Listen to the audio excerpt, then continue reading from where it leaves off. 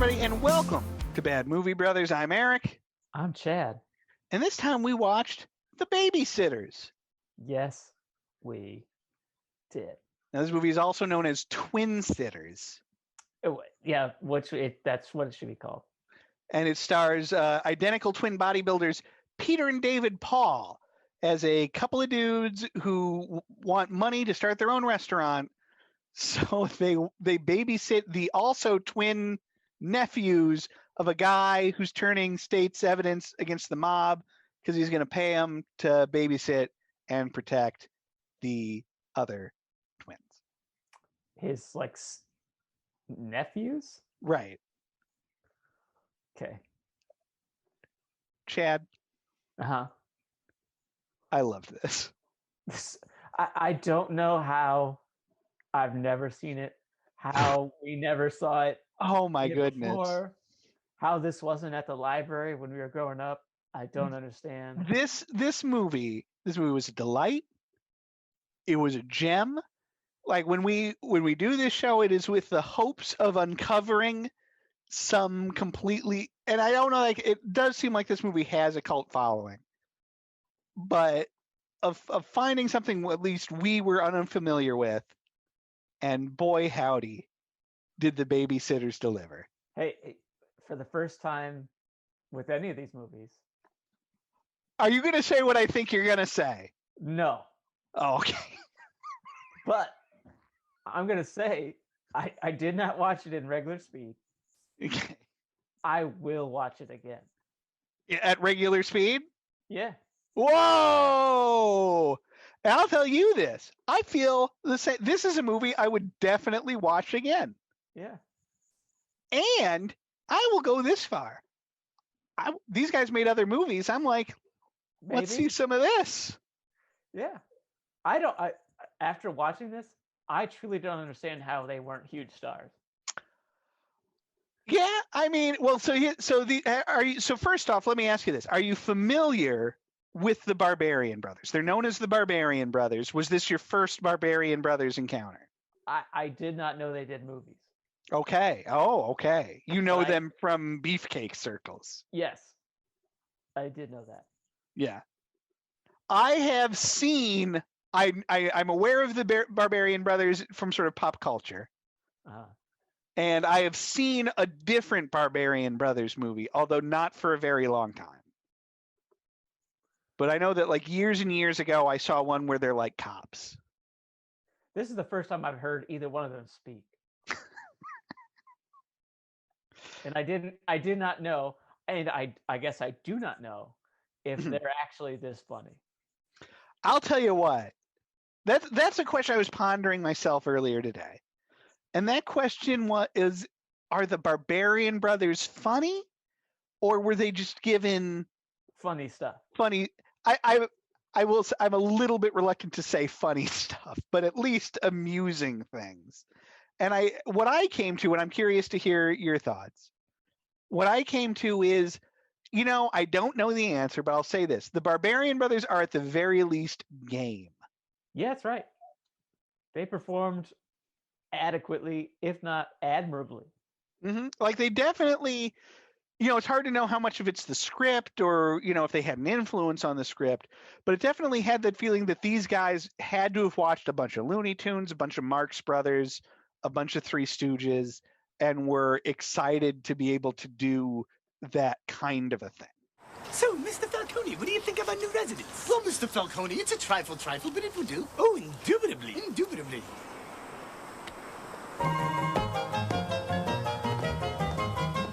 This movie Yeah.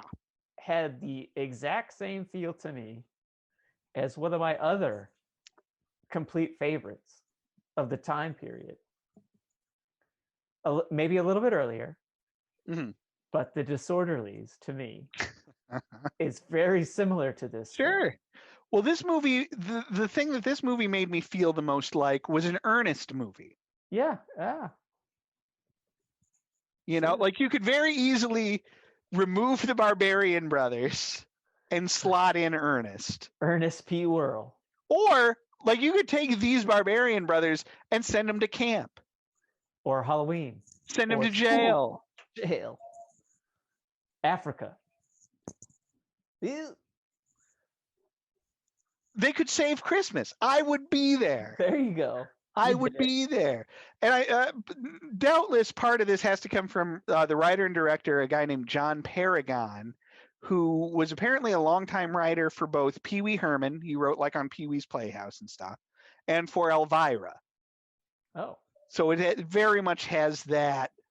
It has that kind of 80s, let's put on a show sort of vaudeville revival alt comedy bent to it.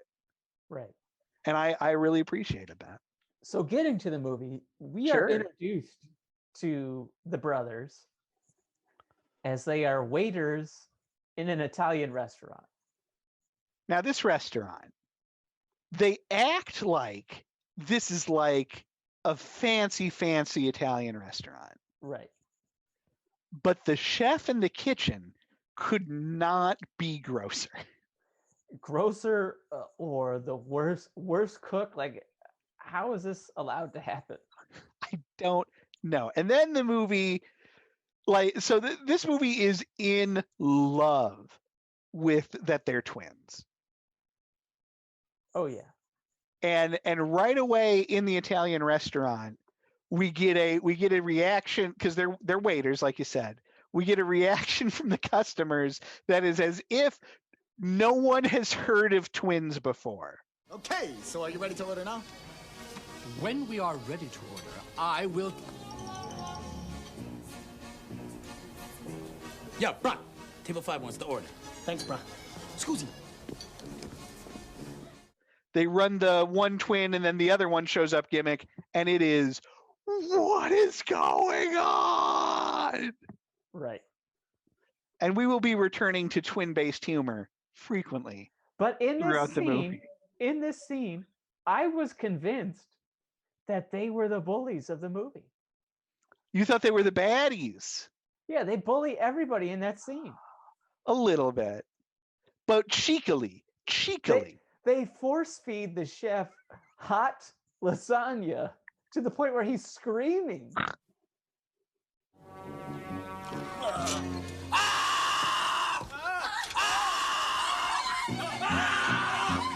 When I say pick up, you pick up!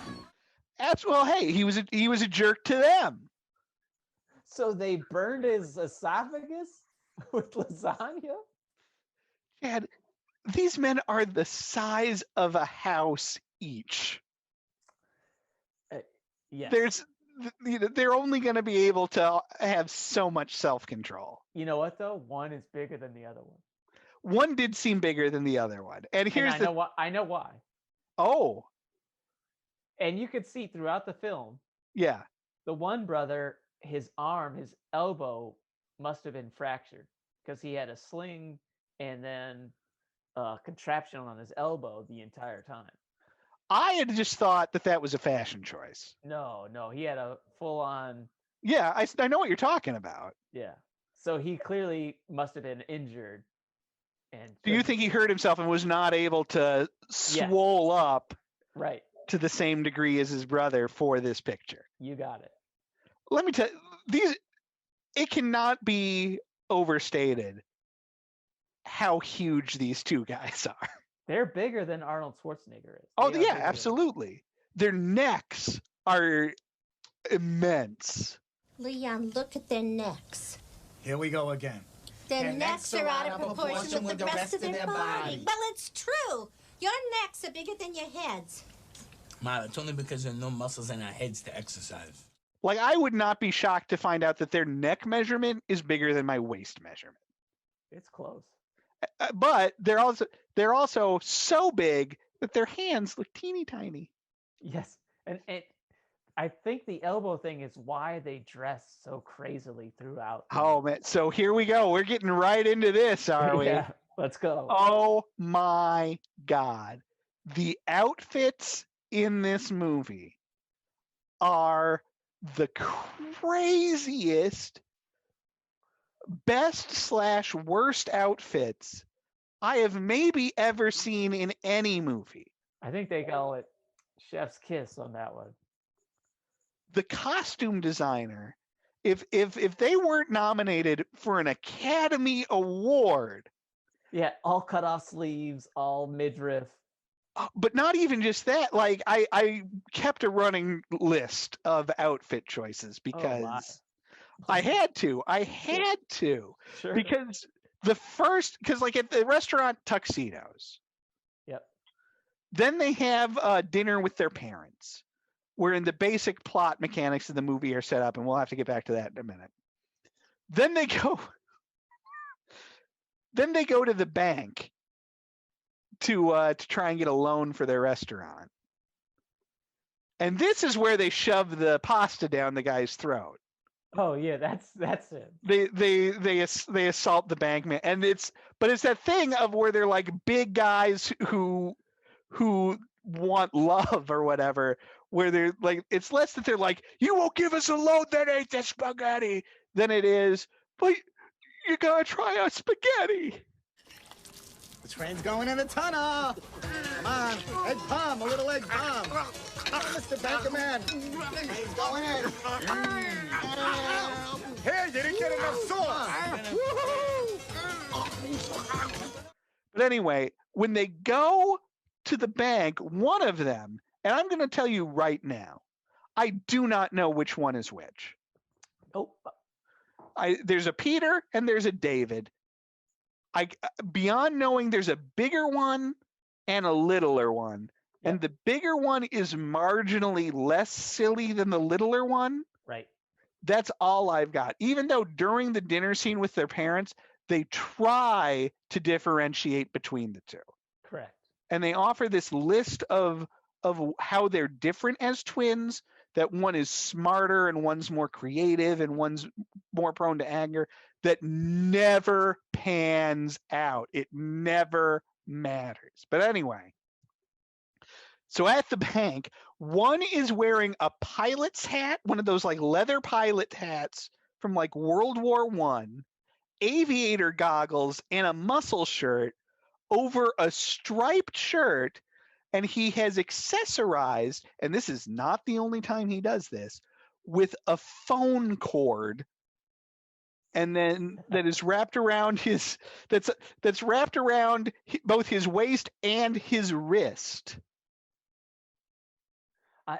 I can only describe them as Wayne's World 2 when they dress like the Village People. But again, way beyond that. Yeah. Way beyond. Later one is a phone cable that he's wearing as a sash.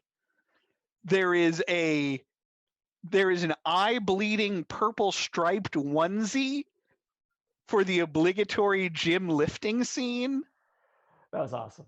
Which I'll tell you what, I loved this whole movie. I could watch 80s gym rats all day long. That is a thing I would watch. Other outfit choices. At one point, one of them is wearing a hat with a seagull on it that also, and when I say a seagull, I don't mean a picture of a seagull. I mean a seagull is hot glued to the hat, and then there's eggs. There are eggs in the hat. Yep. Later, now this has to have been my favorite outfit, and this needs to be discussed. If this isn't in the Smithsonian, I don't know what to tell you. He's dressed as he's got the muscle shirt and the suspenders per usual, and then he's wearing about 10 different police badges of different shapes and size, and then like a black like leather like police hat. Yes. And he wears that outfit for a while. So this leads me back to my question about like their funniness, comedy. Yeah. Are they dressing themselves? Like, is this what these guys look like? Like you're saying if you were to encounter the Barbarian brothers on the street, yeah, circa this movie, would one of them be wearing a seagull? My hope is that's how funny they are. That's what they dress like, and that's the car they drive.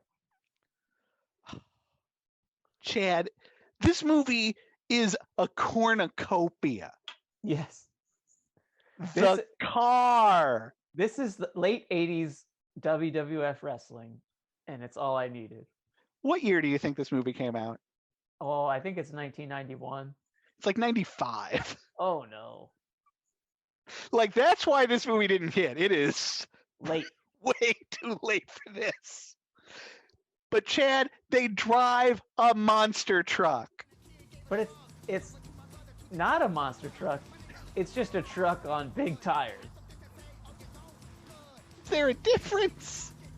Yes. A monster truck is set up to like bounce around and do all that stuff. This is not that. But they monster truck 2 cars later on in the movie. Yeah, barely. That's true. It didn't almost work. So again, these guys have been hired by a guy to watch his nephews. And at a certain point, the brothers, they want to go on a date, right? That's what's going on. They want to go on a date, but With the same woman. Well, hey, listen, we can't even. We can't even. But they're getting ready they're leaving for the date, and for some reason the staff doesn't want them to leave the mansion. Well, they gotta watch the kids. Well, they're taking, and then who they're taking with them. Right. And so then they just straight up monster truck over the cars, the security's cars. Now, the brothers are being paid, I think, $5,000 for this job or something like that, like $35,000 for this job. They just wrecked 2 of this guy's cars. So that's got the property damage inflicted by the Barbarian brothers alone is wiping out that 35 grand. In the house, they do about 10,000 worth of damage. Oh, Just easy.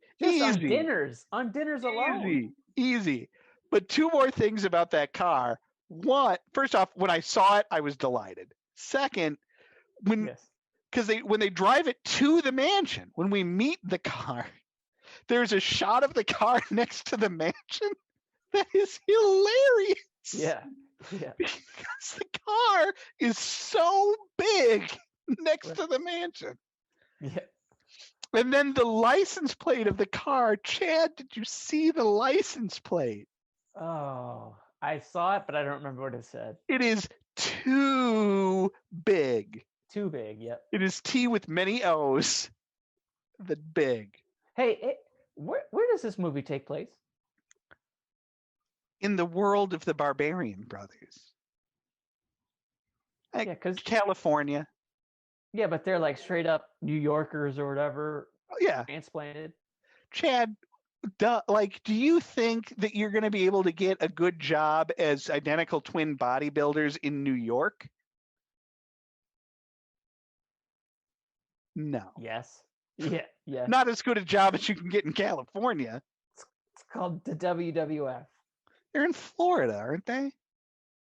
No. Oh. Well, now. Oh. At the time. Oh, excuse me. I think, here's the thing, though. These guys in the WWF, they're just another part of the WWF.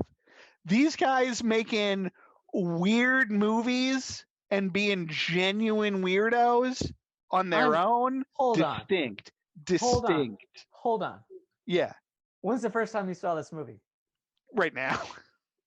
How familiar are you with even, 10 to 12 guys in WWF at the time? Sure, I probably do.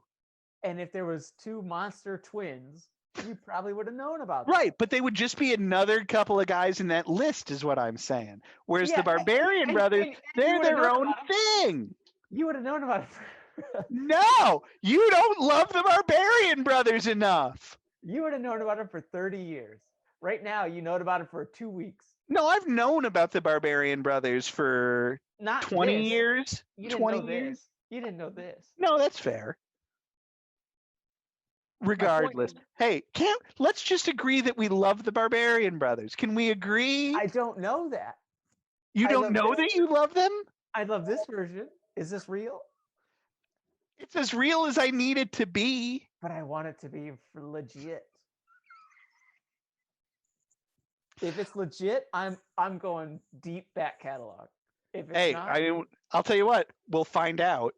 Yeah.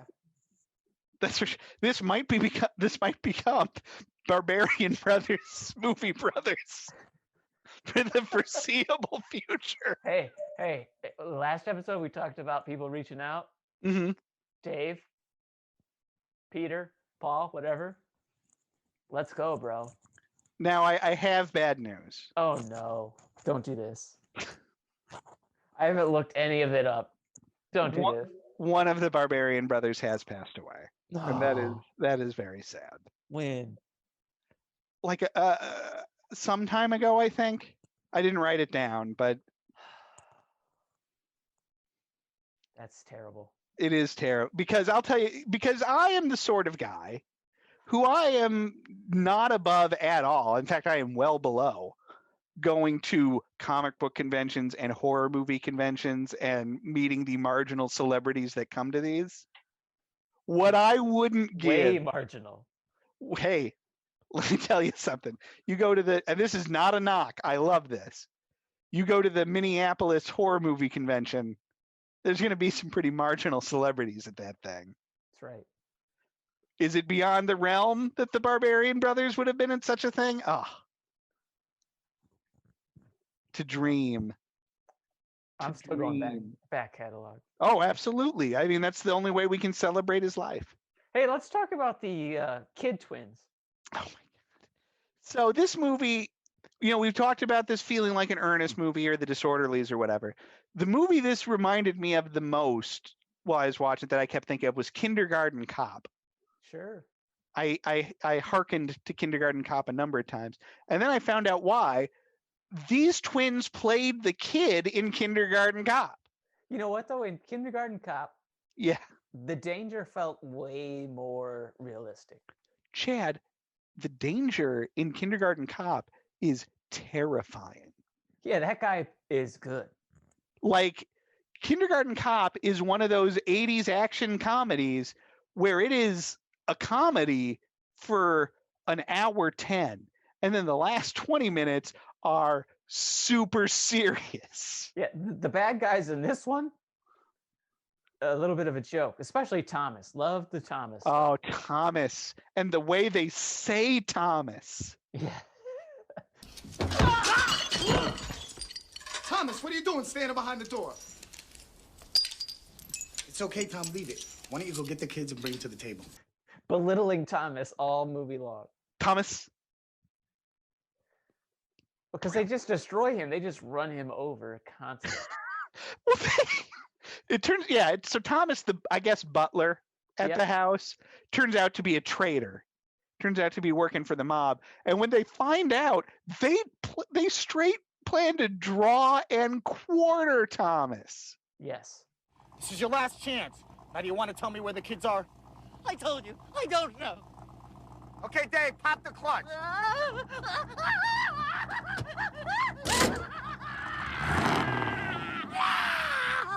All right, I'll tell you. And then, at the end of the movie, Chad, I'll jump to the end of this because this is very important. All right. So at the end of the movie, this eventually builds to a third act that is, frankly, the least interesting part. Well, actually, it's not. I take that back because crazy stuff happens there too.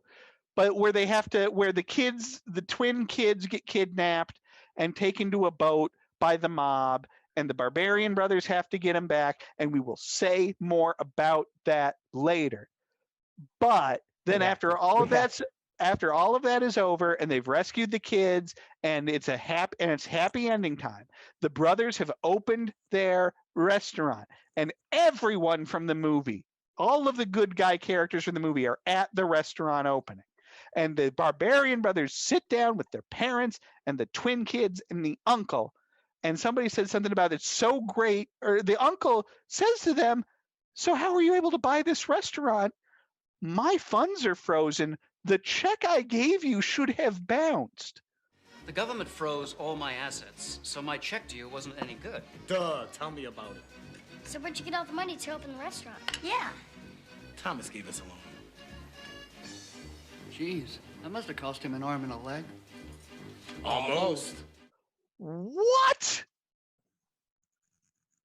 this entire time they were working for fake money and then it's just being tossed aside? No, but we saw where the money came from. Did we? Yeah. Because before you say, because then they say, "Oh, we got the money. Thomas gave us the money. It cost him an arm and a leg." And I was like, "What happened to Thomas?" When they catch him, Yeah, when he's trying to leave, yeah, he drops his suitcase. yeah. Full of cash. Oh, I missed this. Yeah, it's full of cash. Oh, That's what the money they're talking about. okay. I was like, did they kill Thomas? No, we saw Did it they happen. sell Thomas to somebody? We saw it happen to Thomas. I know, but then nothing happened, and then they had the restaurant, and I missed the bag of money, so I was like, what did they do to Thomas? There was a suitcase full of cash. Okay, I missed that. I'm glad I'm talking to you about it because now I know. Full of cash. Thomas. That's what led them to the drawing and quartering. I gotcha. I just thought I knew they figured out Thomas was a baddie.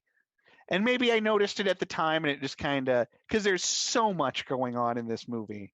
100 crazy things happen between then and the end of the movie. Now, the bad guy in this movie, the guy Thomas is working for, the mob boss, is played by George Lazenby. Yes. Famously the second James Bond. Right. He could not be less of an entity in this movie. Yeah, I think he's in it for like 2 minutes total. He doesn't do anything.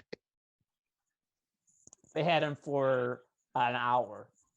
Yeah. As if anybody cares who George Lazenby is. Right. Yeah. Hey, But hey, the girl they're interested in. Where have we seen her? Oh, I don't know. I didn't look her up. We can look her up though. She's in something.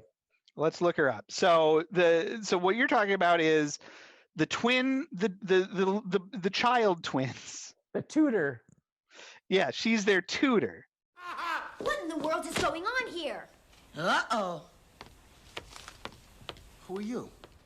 I'm the children's teacher. Who are you? We're the babysitters. And this is a big question.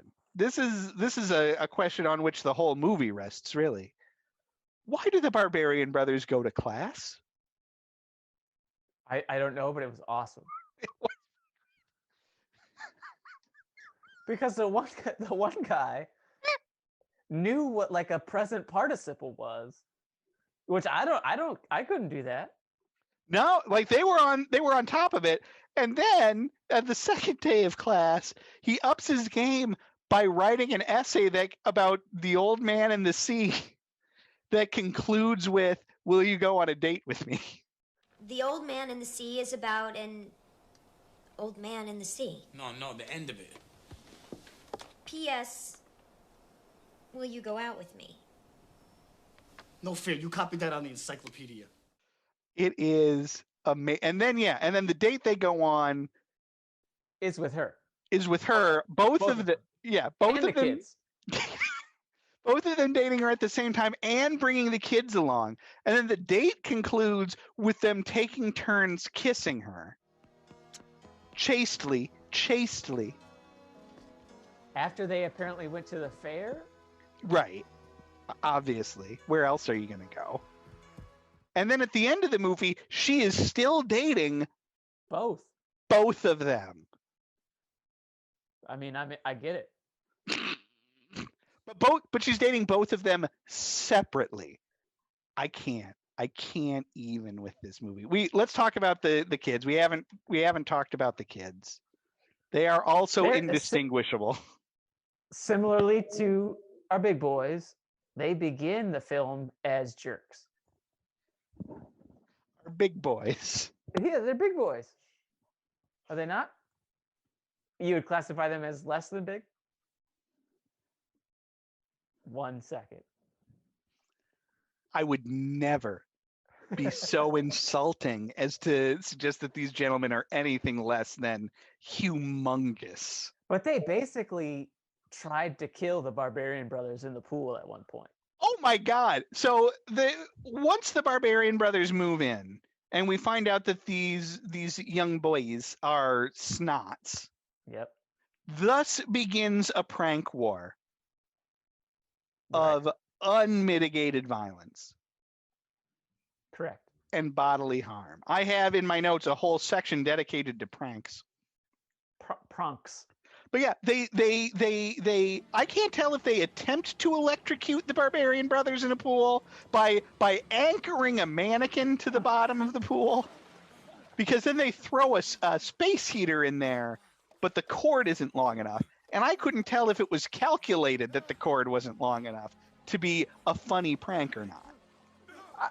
I also didn't know, but it worked. I mean, it worked. The first prank they pull is suicide. Right. The Barbarian brothers come into their room, and the children's have hung themselves, and one has even fashioned himself with a bulging eyeballs. My immediate question was, how did they get up there, and how are they going to get down? Which they did, but I don't know. We didn't see. Later, they shoot the Barbarian brothers with paintballs that we then learn are filled with goat's blood. Yes. Which... Well, I mean, the Barbarian brothers think they're so unkillable that which they are. They believe that they get shot like 10 times in the chest with a real bullet and are alive, but then they realize, oh no, it's just a paintball. Right. Well, again, cartoon. This movie is a cartoon. Yeah. But then they also glue the Barbarian brothers' feet to floor tiles. One's glued to a chair. But the brothers are so strong that they can rip the tiles from the floor. And then walk around like they're moon shoes from Nickelodeon. But then the Barbarian brothers, now it is their turn to dump spaghetti on the children's heads. Yes. And then at one point, the kids decide to run away, which involves stealing a Rolls Royce. Right. And as they are tooling down the driveway, one working the wheel, one working the pedals, the Barbarian brothers spring up in the back seat, this moment perhaps required the largest amount of suspension of disbelief of any moment in any movie I have ever seen, that the Barbarian brothers would be able to hide in the back seat of a car and anyone would not notice them back there. That damn car be weighted down in the back. It'd be dragging. Why didn't they hear the scraping? Because you gotta know that's 500 pounds in the back seat. 500? Why are you guessing so low? Well, it could be 600. Minimum. Those big boys are 600 pounds of muscle each. Sure. Because they are eating carbs like there is no tomorrow. This has to be where Hulk Hogan got his idea for his pasta wrestling restaurant. Yes. Let's go now to hold on. The young twins, the boys, have been kidnapped. Tough scene. And now our barbarians must come to the rescue. So what do? Chad, I have seen many things in my life. I have seen a man shove an axle from a car down his throat. Oh. I have seen I've touched penguins. I have seen things. I have seen continents.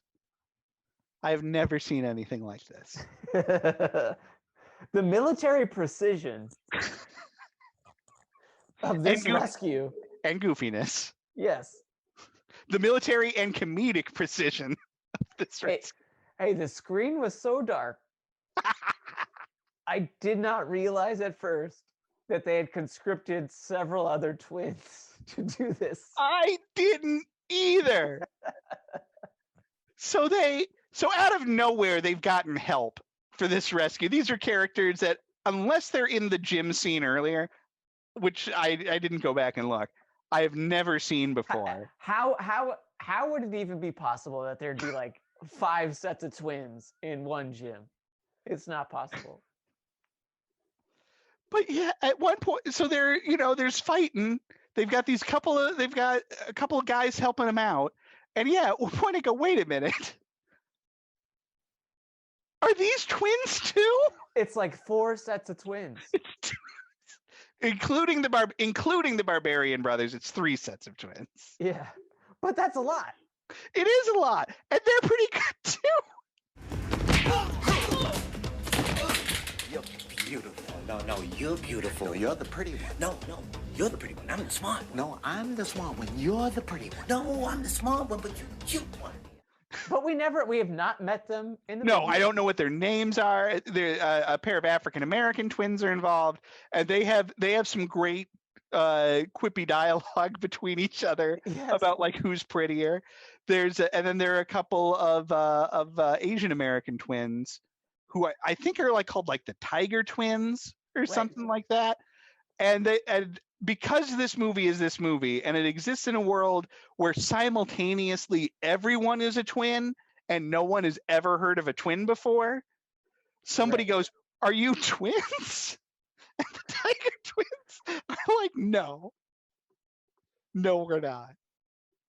And then go on. Go ahead. No. I'm just gonna reiterate. The screen was so dark. These could have been anybody, but they were relying on the fact that they were twins, and I couldn't tell that. But you can tell when it counts, because I think Eventually. I don't think they want you to know until eventually. I think it's like the restaurant opening writ large, where you're supposed to be surprised and excited that now there's more twins. And honestly, their military precision is impressive. Well, that's because they've got all that twin language. These guys are don't even have to speak. It's 6 guys that work as 3. Right. Is what's going on. And then, so we already alluded to the restaurant at the end. Yes. The Barbarian Brothers restaurant. And this is when things go completely insane, because both the Tiger Twins and the other twins are at the restaurant opening. Mm-hmm. And at the restaurant opening, we find out that the other twins are dating twins. Right. So here's another set of twins. And just when you're thinking, I can't handle it, the waitress that we have seen bustling around the restaurant is revealed to not be a waitress at all, but triplets! It's triplets! Like old triplets, too. And quasi-famous, the Del Rubio triplets! Who you may have seen in the Pee-wee's Playhouse Holiday Special are in this movie. And then all the twins get a shout out in the end credits as being specific twins. Yes. Oh my God. So many twins. Yes. That's I have to assume, I don't know if this movie started with the writer, which seems impossible. Because if it did, he had to have already known the Barbarian Brothers. There's no way some demented genius sat down and wrote a movie where he went, I think this has to star twins. Hey, I think here's what happened. Yeah. I think you're on the right path. The guy that wrote this movie went to that gym, looked around, and said, wait a minute. There's these huge muscle-bound twins. Over here, we got the Tiger Twins. There's another set of twins. Oh, holy cow, there's triplets over there. And then he just wrote off of that. He worked backwards from that. Well, first off, the flaw with your theory here is that there's no way the Del Rubio triplets were at this gym. Oh yeah, they just sit there and hang out, have smoothies. The only problem with this is that the Barbarian brothers were, I think, already famous. They had already made at least one, if not 2 or 3 movies at this point. This has to be their best one. You would think so. Again, I remember liking the other one I saw. I remember the other one I saw also being crazy, but again, it's been a long time. But they had already made a movie called The Barbarians, which I believe is why they're called the Barbarian Twins.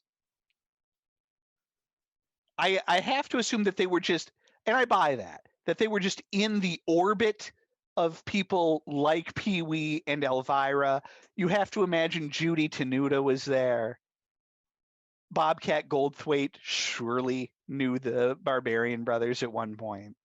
You know, a whole world of LA groundlings crazies. And I don't know who approached who, but somebody said, let's make a movie. I want to get back. We skipped over just a crazy part of this movie. Please. The reason they get the Barbarian brothers get hired at all in the first place. Oh my goodness. How have we not? So we talked about the bank shutting them down. Yes. They then want to, no, here's what happens. So the uncle, the twin boys' uncle, we've talked about, he's trying to set up the mob. Yeah. And so he wants to meet with his attorney to discuss it. Right. Where does one meet one's attorney to discuss getting back at the mob? Well, Chad, you're a lawyer. Yes.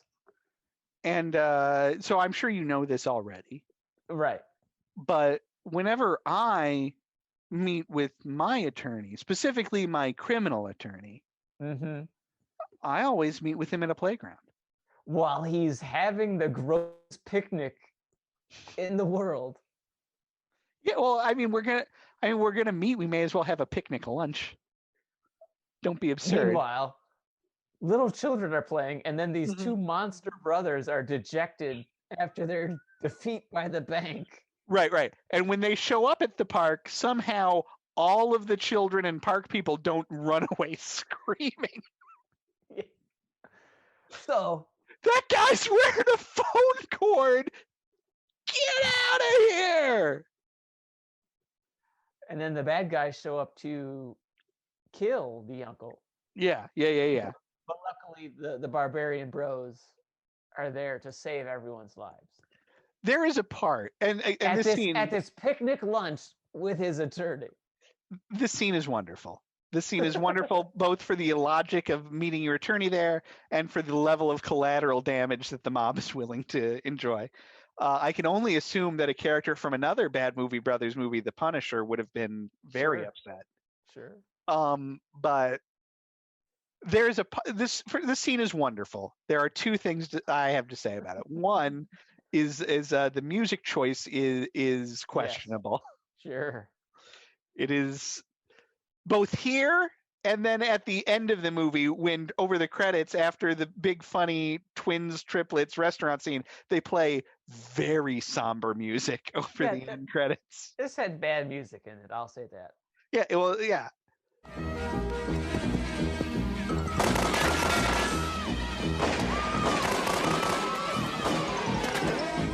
But that aside, so at one point they're saving all these kids from the gunplay. One of the Barbarian brothers picks up, I believe, a little girl. Yes. And has her in his arms. And then he needs to do a dive and roll. And I said to myself, that child is dead. Crush that little girl. Flattened. That child has been flattened. Yes. I believe she was fine. It wasn't a real person anyway.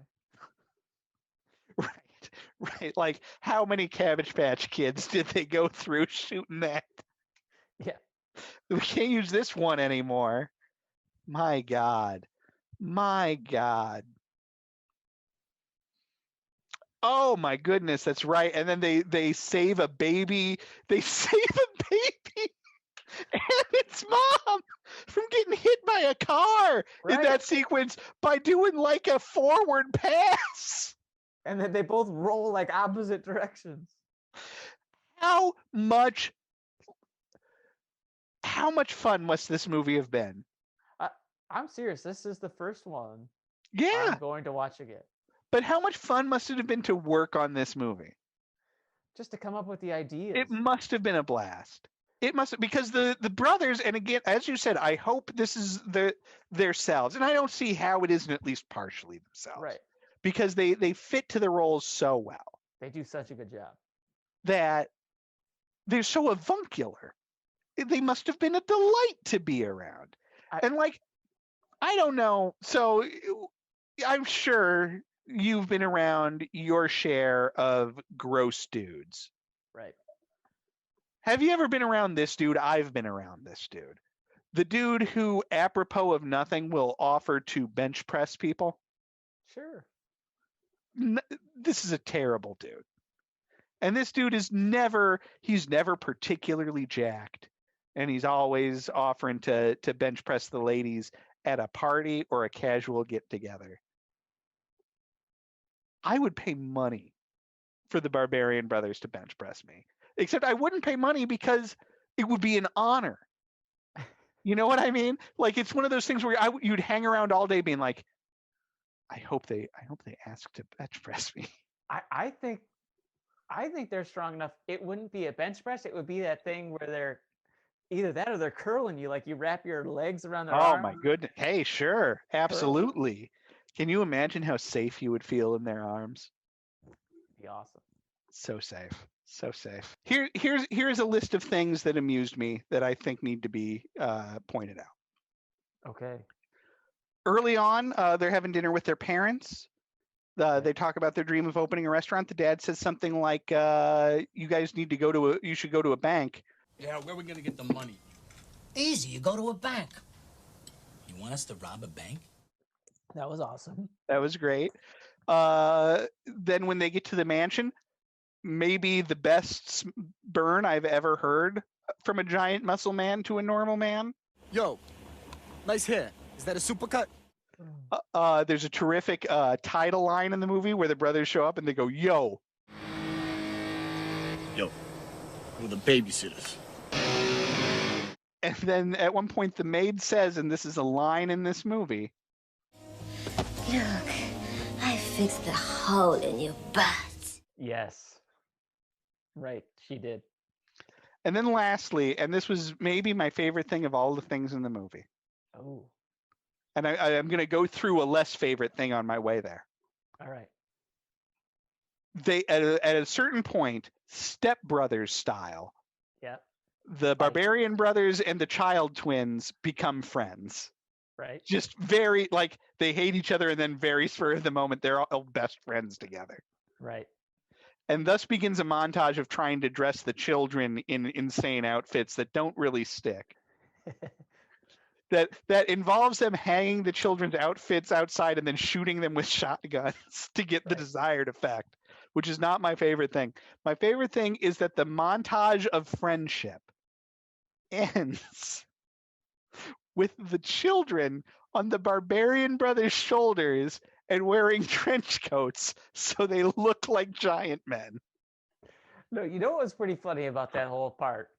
It's right at the beginning of the kids getting kidnapped, and the one is like screaming for help inside, and the Barbarian brothers are outside like getting sun. They're like, "Man, what's his problem? He's so loud. Go get him. Get him." Well, because they assume this is another funny prank. But Chad, I have to admonish you. Oh, go ahead. You have just described the Barbarian brothers as getting sunned by the pool, and to you I must say, au contraire. They are fishing. Yes. They have rods and reels. That's correct. That they do. For the swimming pool. They don't care. Chad, place this movie. Ooh, so unlike La Hollow Our last episode, yeah. La Hollow Heads, This would be at the complete opposite end of the spectrum. Mm-hmm. I'm not sure where, but I don't know. I don't know how you're not sure. It's a top 5. Yeah.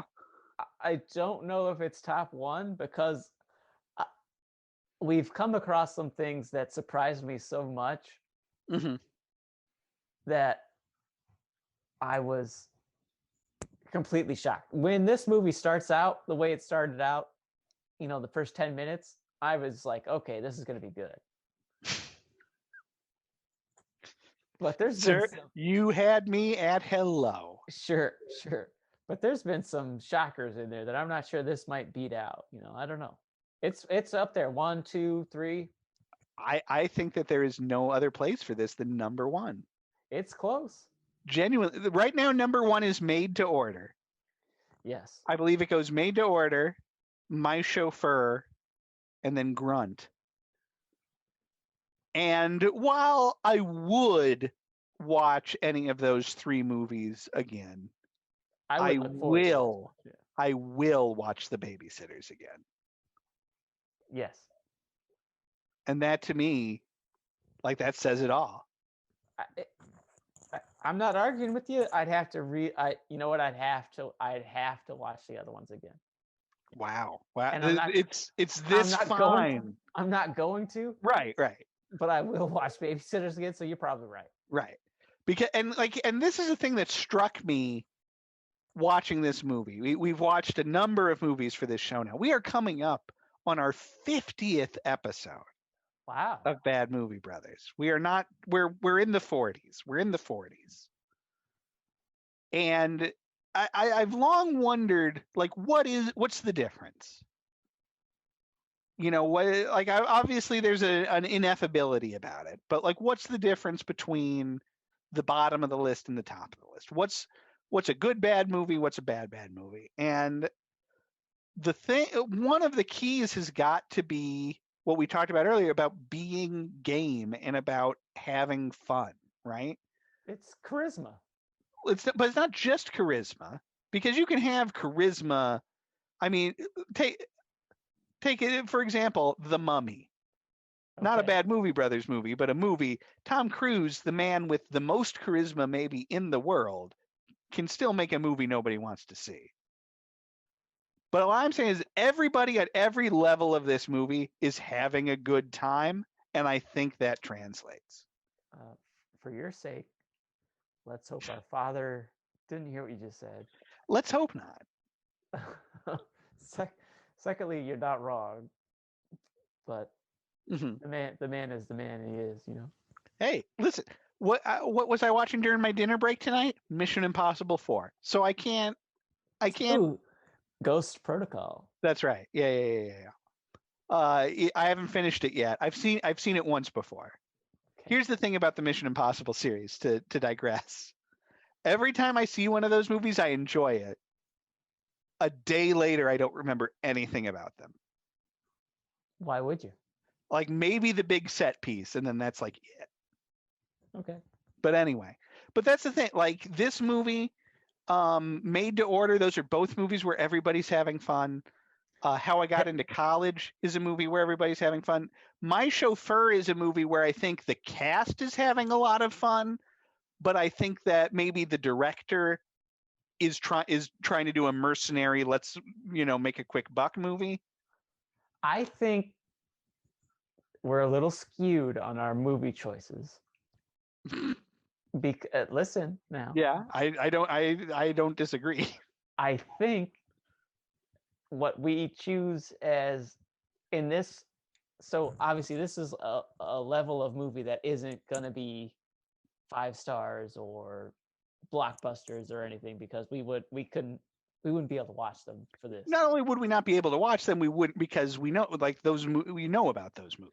So yeah, my point being, yeah, these are the types of movies that we would have rented on a whim from the library, which takes us back to that's all we did for years and years, and there's a bit of nostalgia there. So I think we're a little skewed. Oh yeah, listen, we're all slaves to nostalgia, and definitely the top part of this list is skewed heavily toward the 1980s or things from the 90s that may as well be from the 80s. Right. I don't disagree with that, and that is certainly a thing I wrestle with a lot as far as, I mean, but the 80s are the greatest decade of movies that there ever were, completely objectively, and it's just a coincidence that that's when I grew up, obviously. Well, when was Nomads made? Never. Okay. I don't think you can classify that as a movie that was made. You are now crossing the line. I know for a fact your father watches these now, so you're He in trouble. does? Dad watches this show? I've been told. But it doesn't count as watching the show if he's asleep on the couch Don't do this. while mom's watching it. Don't do this. And then the theme music plays and mom goes, "Okay, Joel," and he goes, "What? Yeah, I was watching it. I was wide. I was wide." That's completely farcical because she does not call him Joel. Well, if we were to call him his true name on this podcast, then he would be upset. He's worked very hard to shed himself of that name. He'd be confused because he couldn't say, "Hey, that's a new Carlisle person." I'd like to thank you all for joining us for this episode of Bad Movie Brothers. Guys, go on YouTube, watch The Babysitters. Now, there are several movies called The Babysitter. Yeah, I was gonna say, so you're going to have to scroll a second. You're going to have to scroll for a hot second. But then do yourself a favor and watch this thing. It was a hoot. Yes, the Paul twins. We will be back next time with another bad movie. Bye.